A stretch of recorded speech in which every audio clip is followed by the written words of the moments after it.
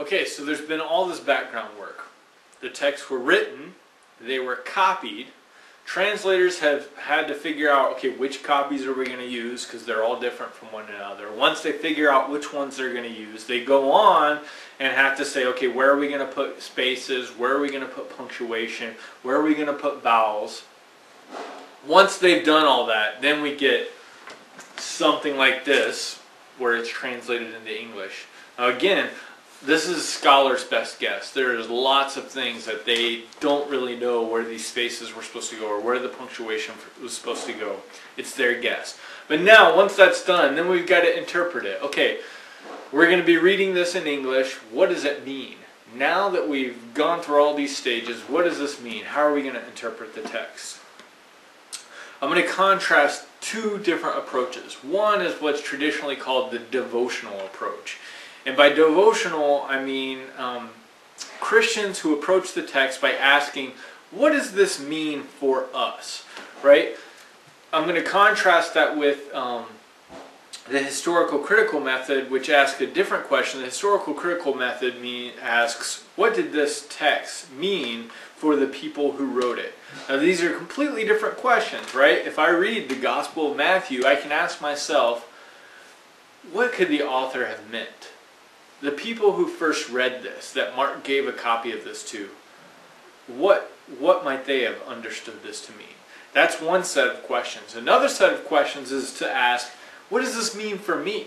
How can I apply this to my life?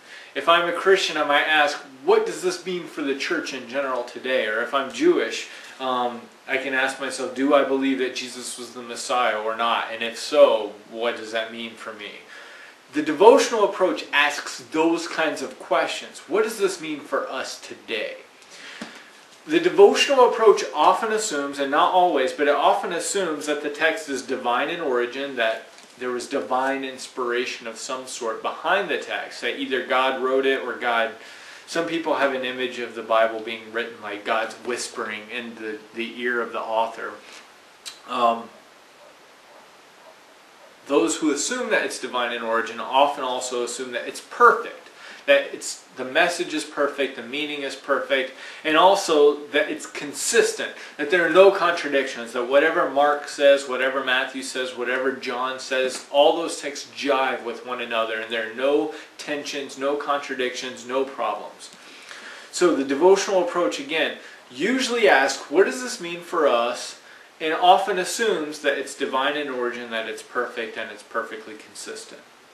By contrast, the historical critical method asks, what did these texts mean in their original context, right? This is the historian's approach, not the Christian approach, not the Jewish approach, but the historian approach who says, okay, let's set aside religious beliefs and ask the people who wrote this, what might they have meant?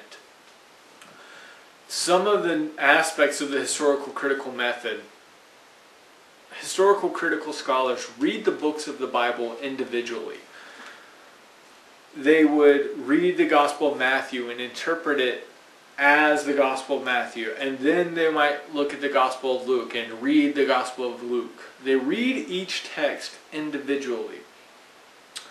Now, the reason why that's important is because if you assume that the Bible is perfect and perfectly consistent, you might read those together. Well, Mark says this and Matthew says that, and it looks like it's a contradiction, but it's really not, because we can explain it by reading them together in this way.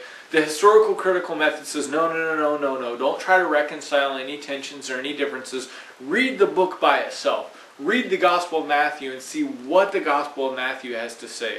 Read the Gospel of John and see what the Gospel of John has to say, rather than trying to read them together. We're going to revisit this issue. We're going to talk about this later on in the course. Another issue, these scholars who use the historical critical method ask, what did this mean for the people who wrote it, not what it means for us, and it sets these books in the historical context. So, and this is just to kind of repeat what I've already been saying, where a devotional person might say, as a Christian in the 21st century, what does the Gospel of Mark mean for me?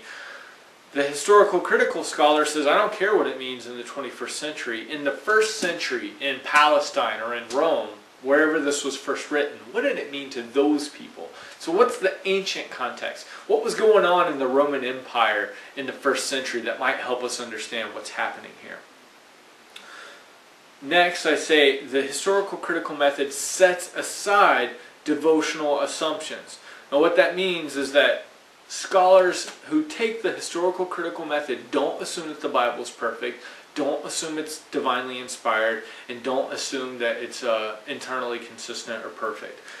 Instead, it reads the Bible like any other text. Now I noted that before. I basically say that on the syllabus, right?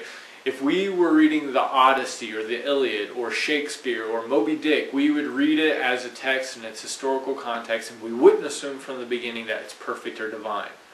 As historians, that's not really a legitimate part of a method. Like, historians don't do that. If you take a history class, at no point is your history professor going to say, well, we're going to go ahead and assume that this book is perfect.